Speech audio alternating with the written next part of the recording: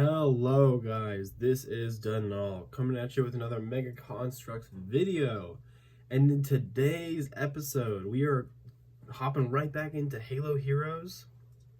This is Series 11. So in the previous video, I covered the large and revered Heroes Series 10. That's the one with, I think, 10 total figures, which is just nuts.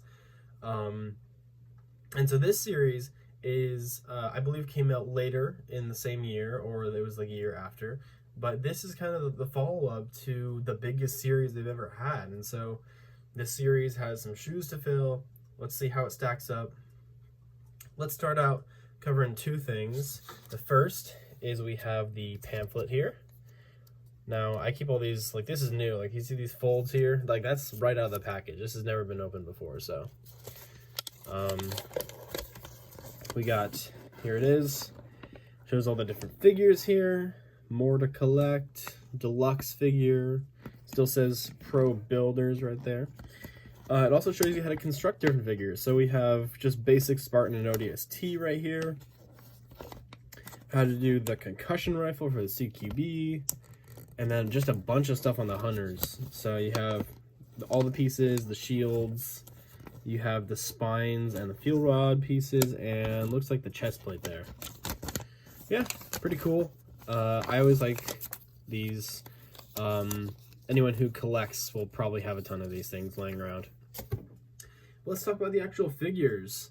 So something I actually, unfortunately, forgot to mention last video was the new stands. So Series 10 actually introduced brand new stands compared to the old ones. The old ones were the ones with like the solid block, like that was like a I guess you could say like an edge piece with that little the color being stuck on the bottom. But now they've transferred over to these base plates here that don't have the clear pole in the back anymore to attach figures onto.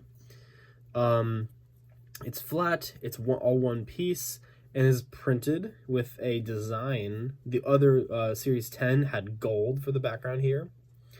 And Series 11 has this really interesting silver pattern here, almost kind of like crystal-y or maybe zebra stripe.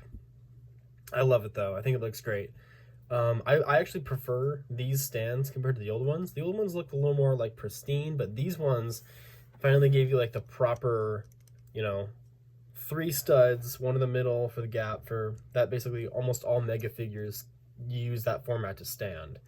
And so having that weird, awkward wedge piece made it a little weird to stand them.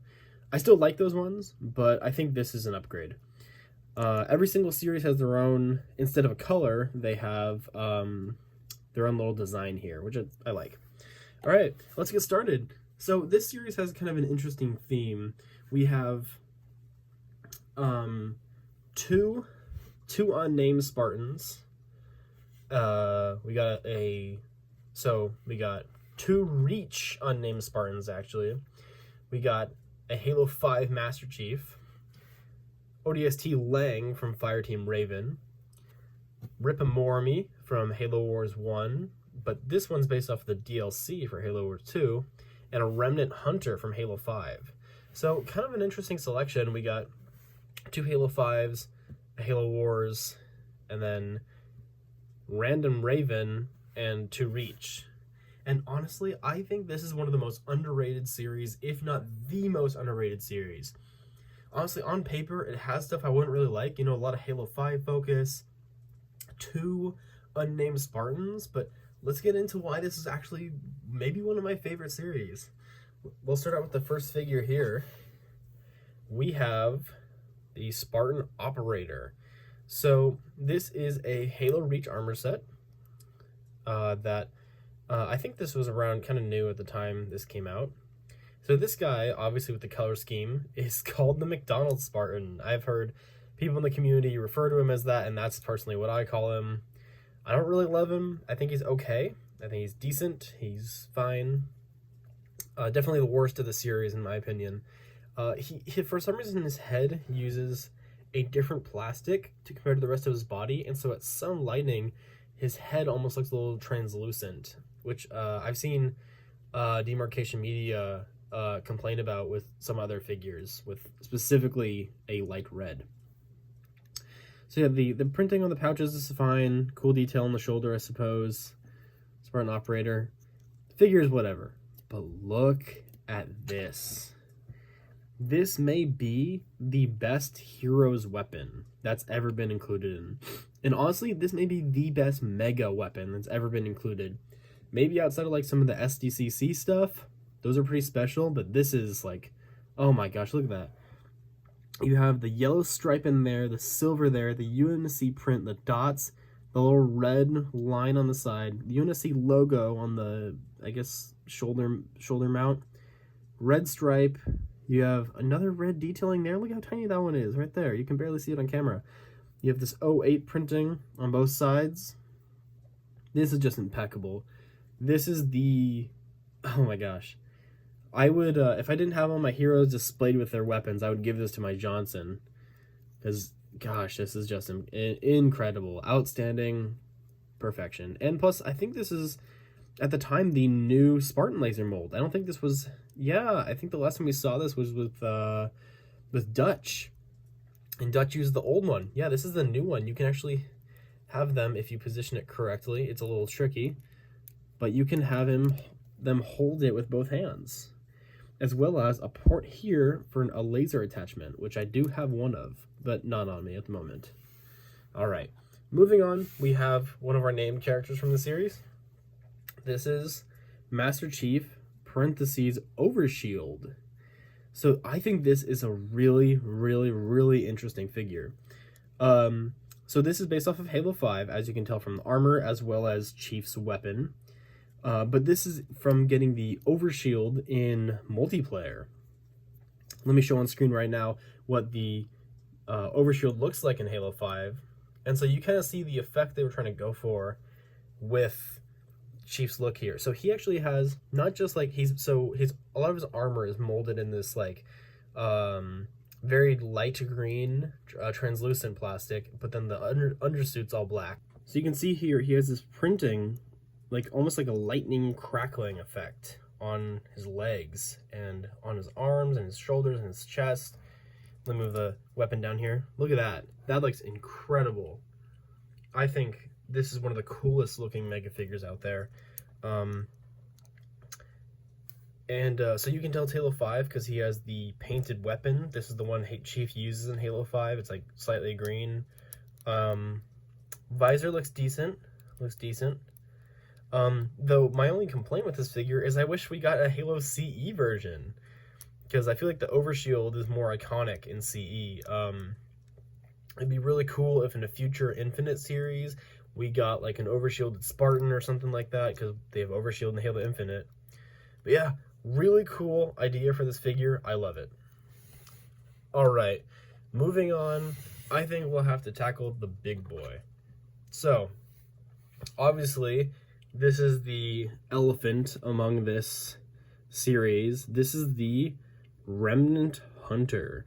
So these guys were a Hunter troop variant featured in the Halo 5 Arena game mode. They're not banished. These are actually not banished despite what they look like. They were just called Remnant Hunters. There's not really much lore known about them, but this is how they looked. And I think they're super sick. I personally use them as banished because look at them, they're banished, they gotta be, you know. So this uses the current new gen Hunter mold, the same one that was featured in the Warthog Run. I don't know which one came first. I believe Warthog Run came first. So he actually comes not assembled though. You have to put almost all the parts together, which is very rare for a Heroes figure. So he has green fuel rods, he has orange for his underskin, red plating, he has dark for the like midsection area here. He has this like burgundy for his knee pads, some of that burgundy on here, like this silver like scratched paint. This is not like a figure defect. This is how it comes, and I think it's awesome. Same thing with the small shoulder shield as well. Looks fantastic. You have another different shade for the helmet here. Very cool. As it'd be kind of nice if the eyes were painted, because in Halo 5 and Infinite they have painted eyes, but it's fine. And then you have like this burgundy again for the spines back here. So this is actually the only hunter ever seen in Heroes, obviously, because like this thing is massive. He's a big, like, comparing him next to anything else, like he's a big fig, you know, if we're using Lego terms. He's a big fig, and it'd be weird if there was a big fig in, I don't know, mystery packs, you know? So I think it's interesting, though I doubt we'll ever see a hunter in Heroes again. It's like, it feels like a deluxe figure, you know? And something odd is because they switched over to the new stands, you may think he couldn't fit on the stand based on how I had him posed, but if you do it just right, you get 1 foot here, 1 foot, come on, there we go, got it. He looks a little awkward and cramped on there, but you can totally get him. Hunters want like at least 1 stud apart to stand normally, but hey, if it works, it works. I mean, you kind of have to get him on there in order to display him with the others. He is difficult to fit in my shelf, because for my shelf I have like all the heroes together, all like in rows, and he, you know, obviously takes up more space. But yeah, really cool idea for a figure. I wonder if we'll ever see a hunter again. All right, moving on. We have kind of an oddball. Yeah, we'll just go with Lang. Kind of an oddball in this series. This is ODST Lang. This is obviously, she's from Fireteam Raven, the arcade game, and she is the second member of her squad to be made. Graves was made over in Series 9, so we had a 2-series gap between these guys. Yeah, Series 9. So 2 series gap. Lang is the only member of her squad to not come with an assault rifle. Instead, you have a painted Magnum. So Lang is a little different. This is one of the cleanest paint jobs I've ever seen for a figure.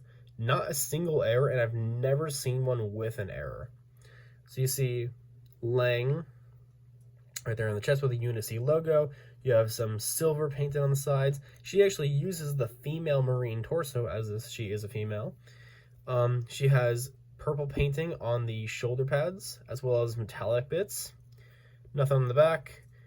She has like a, I guess you could call that like a hot pink as the visor, which looks impeccable. And silver for the for the thighs, and then more pink. You know, not too much paint. It's a lot more molding, but dang, it just looks so good. I think their squad looks a little silly, a little bit, just because they're all one color. But when they're together, they just look like a Spartan team and look really cool.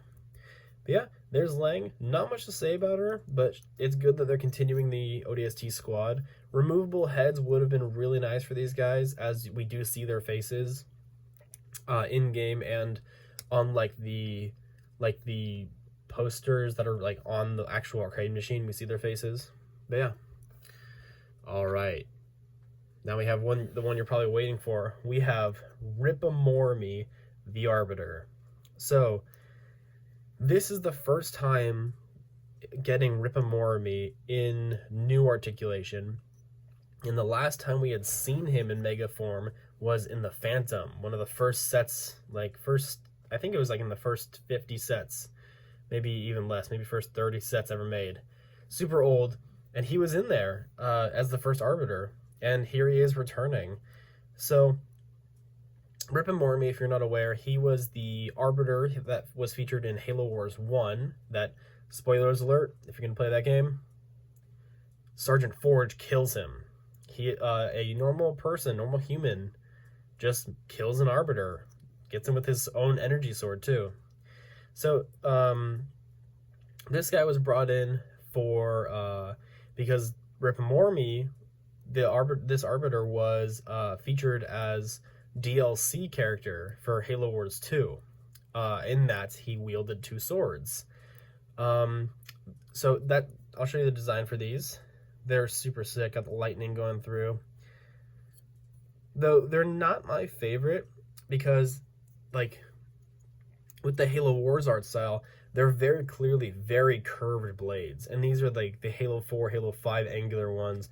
These were before they brought them back. That old mold. So it could be better. I would personally give him different swords, but it still looks cool. So he's all molded in silver with gold paint going along, very accurate to how it is in game. The gold's a little more vibrant than I'd like. It looks more like his Halo Wars 2 model than his Halo Wars 1 model.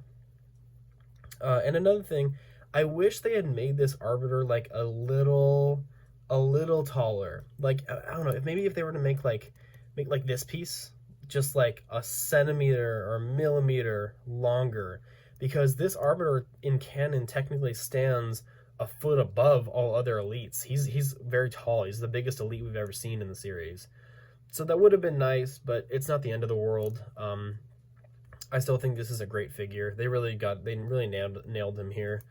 I doubt we'll ever need a new one, really. Though, if they make a new one, I would like a darker skin tone for the face here. Like a darker skin tone. Maybe make the gold a little less vibrant, and then make him a little taller. That's all I ask. But this is still a fantastic figure. All right, moving on to our last one we have here. And maybe my favorite of the series. I know. So this is the Spartan CQC.